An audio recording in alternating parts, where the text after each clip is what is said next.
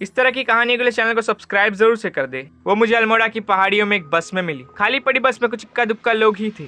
शाम का वक्त था, बस घुमावदार रोड पर लहराती हुई चल रही थी। बाहर सूरज डूब रहा था, बस के अंदर मैं उसके इश्क में डूब रहा था। वो बेपरवासी कुछ सोचती हुई, कहीं खोई हुई। उसकी उदास सी आंखें ना जाने क्या राज छुपा रही थी। मैं उसे देखे जा रहा था। देखने में पहाड़ी नहीं लग रही थी। सच बताओ तो मैं उसके इश्क में एकदम खो सा गया था। उसने अचानक से पीछे मुड़कर देखा और मेरे दिल की धड़कन मानो रुक सी गई हो। उसने मुस्कुराकर मेरी ओर देखा और फिर उसने अपनी आंखों में उदासी भर ली। शायद किसी मजबूरी की वजह से मुस्कुरा नहीं पा रही थी। फिर कुछ देर तक उसने पीछे मुड़कर नहीं देखा। सूरज डूब चुका था, अंधेरा भी हो चुका था। तभी अचानक से बस झटका खाकर रुक गई। वो उठी और एक नज़र मेरी तरफ मारते हुए तेजी से बस से उतर गई। वह कोई बस स्टैंड नहीं था और कोई इंसान भी नहीं था। फिर भी बस बीच में क्यों रुकी, ये सवाल मेरे दिमाग में घूम रहा था। तभी कंडक्टर ने बोला, कितनी बार बोला है बस सही कर लो, रोज़ अटक कर रुक जाती है। बस तो सही है, या ज़्यादा ऊंचाई है या आकर अटक जाती है। पुरानी बस है ना, तो लोड नहीं ले पा रही है, ड्राइवर ने कहा। फिर ठहाका मारकर बोला, कभी कभी तो हमें भैया ये भूत प्रेत का चक्कर लगता है। ससुर इसी जगह पर आकर अटक जाती है। अच्छा, बातें मत बनाओ, शाम का टाइम है, लाइट जला लो और ऊपर वाले का नाम लो, वरना भूत भूत करोगे तो सच में भूत आकर चिपट जाएगा। कंडक्टर ने धड़की देते हुए कहा। बस धीरे धीरे चढ़ाई पर चढ़ रही थी। मेरी नज़र उस लड़की पर थी, पर कान उन दोनों की बातों पर। धीरे धीरे वो मेरी नज़रों से ओझल हो रही थी और मैं उसे देखे ही जा रहा था। फिर अचानक से वो पलटी, मेरी तरफ देखा और अंधेरे में कहीं गुम हो गई।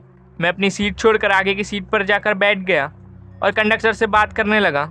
और कितना टाइम लगेगा, बस पहुंचने वाली है, कंडक्टर ने जवाब दिया। अभी कौन सी जगह थी जहाँ बस थोड़ी देर पहले रुकी, मैंने पूछा। कंडक्टर ने जवाब दिया, बस स्टैंड से चलकर बस स्टैंड पर ही रुकती है। मैंने याद दिलाते हुए कहा, अभी 5 मिनट पहले जब वो लड़की उतरी। कंडक्टर ने भौचक्के होकर कहा, कौन सी लड़की? हमने कोई बस नहीं रोकी, वो तो बस वहाँ जाकर अटक जाती है, ऊंचाई पर लोड नहीं ले पाती। वहाँ तो हमसे कोई कहे तब भी हम बस नहीं रोकते। वहाँ पास ही एक कब्रिस्तान का रास्ता जो है। वैसे तुमने कौन सी लड़की देख ली भैया? शाम को ही लगा ली क्या? कहकर दोनों ठहाका मारकर अजीब सी हंसी हंसने लगे। मैंने चुप रहना ही ठीक समझा। मुझे लग रहा था दोनों मस्ती के मूड में है, जो मुझसे मस्करी कर रहे हैं। मैं बस स्टैंड पर उतरा और ऑटो लेकर होटल की ओर चल दिया। एक तरफ तो उसकी प्यारी सूरत मेरे आंखों में घूम रही थी, दूसरी तरफ उन दोनों की बातें मेरे दिमाग में चल रही थी। मैंने अपने प्यार पर यकीन करना ज्यादा जरूरी समझा और उसकी मीठी सी यादों में खो गया। सर क्या हो गए सर? उस ऑटो वाली की आवाज से मेरी नींद खुल गई। सच बताओ तो उतने ही समय में मैंने अपनी स्वप्न सुंदरी के साथ एक रोमांटिक डांस भी कर लिया था। क्या करूँ यार, मैं भी तो इंसान हूँ ना। कुछ सोचकर मैं मन ही मन मुस्कुरा उठा। ऑटो वाला मुझे ऐसे देख रहा था जैसे मैं कोई पागल हूँ जो अपनी दुनिया में खोया हुआ है। खैर मुझे उससे क्या, मुझे तो बस उसी से मतलब था जिसे देखने के बाद आज मैं ऊपर और आसमान नीचे वाली फीलिंग आ रही थी, जिसको मैं मन ही मन अपना मान चुका था। उसका कोई अता पता नहीं था वो कौन थी। ऊपर की जेब में रखे हुए पैसों से मैंने ऑटो का किराया चुकाया और बाकी के पैसे उसे रखने को बोल मैं होटल की ओर चल दिया। मैंने होटल के रूम में शिफ्ट किया। थकान होने लगी थी तो मैंने नहाने का फैसला किया। हालांकि ठंड थी और फिर भी मैं नहाने चला गया। नहाते वक्त भी मुझे उसी का ख्याल बार बार आ रहा था और आंखों के सामने उसकी उदास सी आंखें बार बार दस्तक दे रही थी। न जाने क्या कहना चाहती थी। नहाकर सोचा क्यों ना चाय पी लूं। कमरे में चाय पीने की जगह मैंने रेस्टोरेंट में जाना ज्यादा सही समझा। मैं थोड़ा मिलनसार आदमी हूँ, लोगों से बातचीत करने में यकीन रखता हूँ। नई जगह, नए लोग और नए अनुभव मुझे बहुत ज्यादा पसंद है। इन सब में मैं आपको ये बताना तो भूल ही गया, मैं यहाँ एक कंपनी के प्रोजेक्ट की वजह से आया हूँ और अभी फिलहाल काफी लंबे समय तक रुकने वाला हूँ। खैर मैं नीचे रेस्टोरेंट में पहुंचा और कॉफी का ऑर्डर दिया। रेस्टोरेंट में ज्यादा भीड़ नहीं थी। वहाँ बैठे एक फ्री वेटर से मैंने बात करना शुरू कर दिया। बात हुई बातों में उसने मुझे बताया बस स्टैंड यहाँ से ज्यादा दूर नहीं है। ऑटो वाला अपना बिल बनाने के लिए मुझे घुमा कर लाया था। मैंने मनी मन उसको गाली दी और फिर यह सोचकर खुश हो गया कि उसकी वजह से मैंने अपनी स्वप्न सुंदरी के साथ एक रोमांटिक डांस तो किया, सपने में ही सही। थोड़ा पॉजिटिव सोच का इंसान हूँ। चाय का बिल पे करने के लिए मैंने पर्स निकाला तो पैरों के नीचे से जमीन निकल गई।